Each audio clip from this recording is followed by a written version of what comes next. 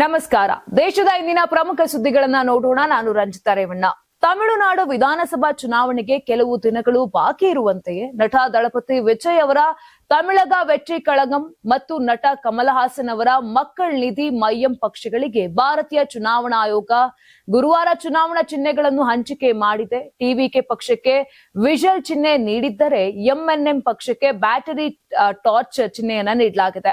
ಇನ್ನು ಮುಂಬರುವ ವಿಧಾನಸಭಾ ಅಥವಾ ಲೋಕಸಭಾ ಚುನಾವಣೆಗಳಿಗೆ ಮಾತ್ರ ಸಾಮಾನ್ಯ ಚಿಹ್ನೆಯನ್ನ ನೀಡಲಾಗಿದೆ.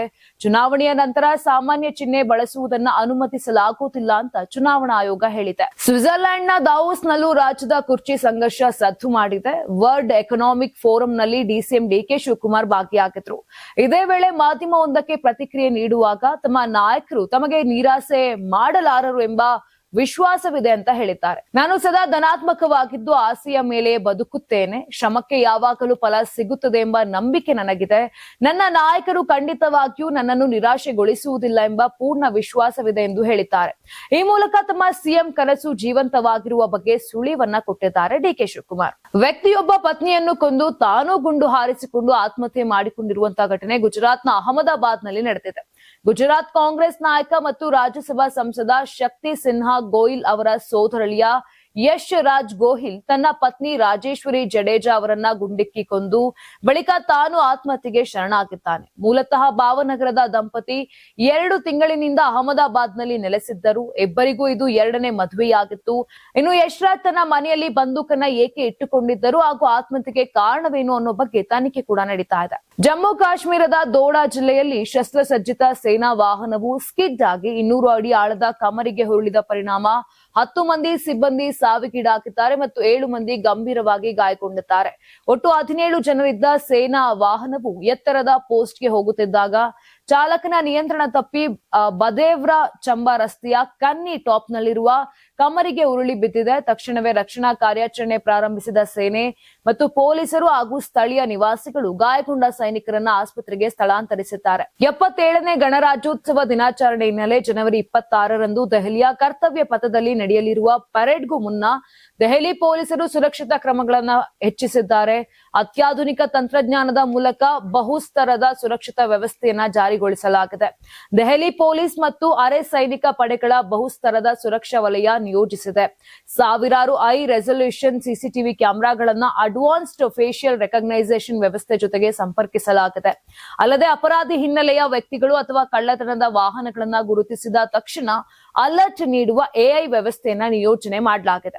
ಅದಕ್ಕಾಗಿ ಪೊಲೀಸರಿಗೆ ಎಐ ಸ್ಮಾರ್ಟ್ ಕನ್ನಡಕಗಳನ್ನ ನೀಡಲಾಗಿದೆ. ಏರ್ ಸರ್ವೆಲೆನ್ಸ್ಗಾಗಿ ಆಂಟಿ ಡ್ರೋನ್ ಯೂನಿಟ್ಗಳು ಮತ್ತು ಎತ್ತರದ ಕಟ್ಟಡಗಳ ಮೇಲೆ ಸ್ನೈಪರ್ ತಂಡಗಳನ್ನ ನಿಯೋಜನೆ ಮಾಡಲಾಗಿದೆ. ಗಣರಾಜ್ಯೋತ್ಸವ ನಿಮಿತ್ತ ದೆಹಲಿಯ ಕೆಂಪುಕೋಟೆಯಲ್ಲಿ ನಡೆಯುವ ಭಾರತ ಪರ್ವದಲ್ಲಿ ಭಾಗಿಯಾಗಲು ಕರ್ನಾಟಕದ ಸ್ತಬ್ಧ ಚಿತ್ರ ಸಿದ್ಧವಾಗಿದೆ. ಕೃಷಿಯಿಂದ ಕೈಗಾರಿಕೆಯವರೆಗೆ ಸಿರಿಧಾನ್ಯದಿಂದ ಮೈಕ್ರೋ ಚಿಪ್ ವರೆಗೆ ಹಾಗೂ ಆಧುನಿಕ ತಂತ್ರಜ್ಞಾನದ ಬಳಕೆಯಲ್ಲಿ ಮುಂಚೂಣಿಯಲ್ಲಿರುವ ಕರ್ನಾಟಕದ ಪಯಣವನ್ನ ಸಂಕೇತಿಸುವ ವಿಷಯದ ಮೇಲೆ ಈ ಬಾರಿ ಟ್ಯಾಬ್ಲೋ ಸಿದ್ಧಪಡಿಸಲಾಗಿದೆ. ಸಿರಿಧಾನ್ಯಗಳ ಉತ್ಪಾದನೆ ಮತ್ತು ಪೌಷ್ಟಿಕ ಆಹಾರದ ಬಳಕೆಯನ್ನ ಉತ್ತೇಜಿಸುವಲ್ಲಿ ಕರ್ನಾಟಕವು ದೇಶದ ಪ್ರಮುಖ ರಾಜ್ಯಗಳಲ್ಲಿ ಒಂದಾಗಿದೆ. ಮಾಹಿತಿ ತಂತ್ರಜ್ಞಾನ ಹಾಗೂ ಜೈವಿಕ ತಂತ್ರಜ್ಞಾನ ಕ್ಷೇತ್ರಗಳಲ್ಲಿ ಬೆಂಗಳೂರು ಜಾಗತಿಕವಾಗಿ ಗಮನ ಸೆಳೆದಿದೆ. ಮೈಕ್ರೋಚಿಪ್, ಎಲೆಕ್ಟ್ರಾನಿಕ್ಸ್ ಹಾಗೂ ಸೆಮಿ ಕಂಡಕ್ಟರ್ ವಲಯಗಳಲ್ಲಿನ ಆವಿಷ್ಕಾರಗಳು ಕರ್ನಾಟಕವನ್ನ ಶ್ರೇಷ್ಠ ತಂತ್ರಜ್ಞಾನ ಕೇಂದ್ರವಾಗಿಸಿದೆ. ಇವೆಲ್ಲವೂ ಈ ಬಾರಿ ಸ್ತಬ್ಧ ಚಿತ್ರದಲ್ಲಿ ಮೇಳೈಸಿವೆ.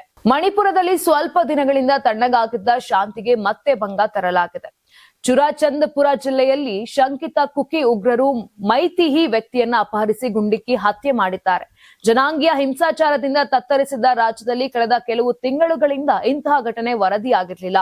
ಕಳೆದ ವರ್ಷ ಫೆಬ್ರವರಿ 13ರಿಂದ ರಾಷ್ಟ್ರಪತಿ ಆಳ್ವಿಕೆಯಲ್ಲಿರುವ ರಾಜ್ಯದಲ್ಲಿ ಸರ್ಕಾರ ರಚನೆ ಸಾಧ್ಯತೆ ಬಗ್ಗೆ ಊಹಾಪೋಹಗಳು ಹೆಚ್ಚಾಗ್ತಿರುವಂತಹ ಮಧ್ಯೆ ಈ ಘಟನೆ ನಡೆದಿರುವಂತದ್ದು. ಇನ್ನು ಮೃತ ವ್ಯಕ್ತಿಯನ್ನ ಮಾಯಂ ಗ್ಲಮ್ಮಂ ರಿಷಿಕಾಂತ ಸಿಂಗ್ ಎಂದು ಗುರುತಿಸಲಾಗಿದೆ. ಮೃತ ವ್ಯಕ್ತಿ ನೇಪಾಳದಲ್ಲಿ ಉದ್ಯೋಗ ಮಾಡ್ಕೊಂಡಿದ್ರು.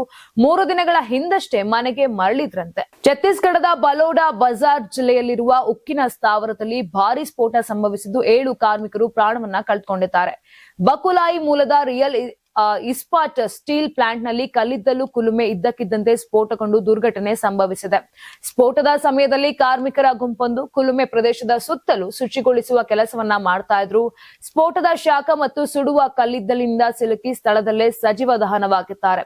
ಇನ್ನೂ ಹಲವರು ಮಾರಣಾಂತಿಕ ಸುಟ್ಟ ಗಾಯಗಳಿಗೆ ಒಳಗಾಗಿದ್ದು ಸ್ಥಳೀಯ ಆಸ್ಪತ್ರೆಗೆ ದಾಖಲಿಸಲಾಗಿದೆ. ಇನ್ನು ಘಟನಾ ಸ್ಥಳಕ್ಕೆ ಪೊಲೀಸರು ಸೇರಿದಂತೆ ಹಿರಿಯ ಅಧಿಕಾರಿಗಳು ಭೇಟಿ ನೀಡಿ ಪರಿಶೀಲನೆ ನಡೆಸಿದ್ದಾರೆ.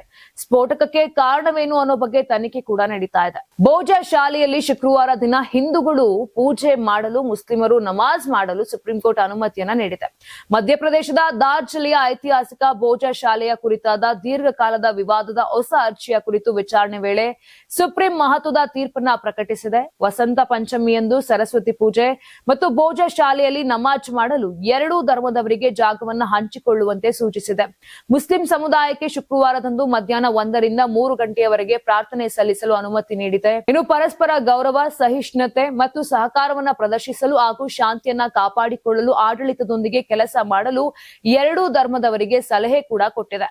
ಮಹಾರಾಷ್ಟ್ರದ ಪ್ರಸಿದ್ಧ ಲೋನಾರ್ ಸರೋವರದಲ್ಲಿ ನೀರಿನ ಮಟ್ಟ ದಿಢೀರ್ ಏರಿಕೆಯಾಗಿದ್ದು ಕಳವಳಕ್ಕೆ ಕಾರಣವಾಗಿದೆ. ಬುಲ್ದಾನಾ ಜಿಲ್ಲೆಯಲ್ಲಿರುವ ಉಲ್ಕಾ ಶಿಲೆ ಪ್ರಭಾವದಿಂದ ರೂಪುಗೊಂಡ ಉಪ್ಪು ನೀರಿನ ಲೋನಾರ್ ಸರೋವರದಲ್ಲಿ ನೀರಿನ ಮಟ್ಟ ಏರಿಕೆ ಕಾಣ್ತಾ ಇದೆ. ಸರೋವರದ ಸುತ್ತಲೂ ಇರುವ 4 ಬುಗ್ಗೆಗಳಿಂದ 4 ರಿಂದ 5 ತಿಂಗಳಿನಲ್ಲಿ ಸುಮಾರು 15 ರಿಂದ 20 ಅಡಿ ನೀರು ಏರಿಕೆಯಾಗಿದೆ. ಪರಿಣಾಮ ದಡದಲ್ಲಿದ್ದ ಪ್ರಾಚೀನ ಶಿವನ ದೇವಾಲಯಗಳು ಮುಳುಗಿವೆ. ವಿಶ್ವ ಪ್ರಸಿದ್ಧ ಕಮಲಜ ದೇವಿ ದೇವಾಲಯದ ಗರ್ಭಗುಡಿಗೂ ನೀರು ಪ್ರವೇಶಿಸಿದೆ.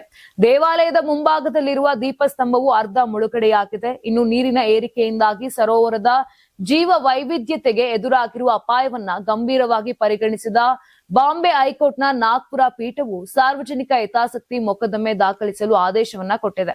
ವಕೀಲ ಮೋಹಿತ್ ಖಜಾಂಚಿ ಅವರನ್ನ ಅಮಿಕಸ್ ಕ್ಯೂರಿ ಆಗಿ ನೇಮಿಸಿದೆ ಮತ್ತು ಮುಂದಿನ 7 ದಿನಗಳಲ್ಲಿ ವಿವರವಾದ PIL ಸಲ್ಲಿಸುವಂತೆ ನಿರ್ದೇಶನ ಕೂಡ ಕೊಟ್ಟಿದೆ. ನೋಡಿದ್ರಲ್ಲ, ಇದಿಷ್ಟು ಆಗಿತ್ತು ಇಂದಿನ ದೇಶದ ಪ್ರಮುಖ ಸುದ್ದಿಗಳು. ನಾಳೆ ಮತ್ತೆ ಇದೇ ರೀತಿಯಾಗಿ ದೇಶದಲ್ಲಿ ಏನೆಲ್ಲ ಆಗ್ತಾ ಇದೆ ಅನ್ನೋ ಒಂದು ಮಾಹಿತಿಯನ್ನ ಕೊಡ್ತಾ ಹೋಗ್ತೀನಿ ನಮ್ಮ Karnataka TV special national express ನಲ್ಲಿ. ನೋಡ್ತಾ ಇರಿ ಕರ್ನಾಟಕ ಟಿವಿ, ಇದು ಕನ್ನಡಿಗರ ಧ್ವನಿ. ನೀವು ಸಣ್ಣ ಆಗ್ಬೇಕಲ್ವಾ? ಅದು ಒಂದು ಉತ್ತಮ ಆಹಾರದಿಂದ ಸಣ್ಣ ಆಗ್ಬೇಕಲ್ವಾ? ಪ್ರತಿದಿನ ನಮ್ಮ ಜೀನಿ ಸ್ಲಿಮ್ ನ ಯೂಸ್ ಮಾಡಿ ಯಾವುದೇ ಸೈಡ್ ಎಫೆಕ್ಟ್ ಇಲ್ದಂಗೆ ನೀವು ಸಣ್ಣ ಆಗ್ತೀರಾ.